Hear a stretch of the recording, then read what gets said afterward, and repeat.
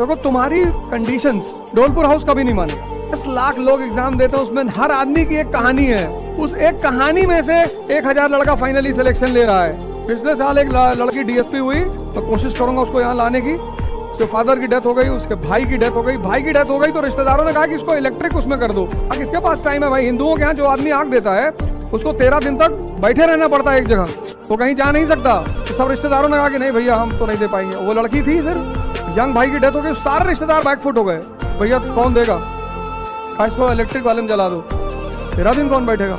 और सौभाग्य देखो, दुर्भाग्य भाई मर गया और घोर अंधेरा छा गया उस लड़की के सामने, और वो लड़की डीएसपी हो गई। भाग के सारे रिश्तेदार फिर आ गए।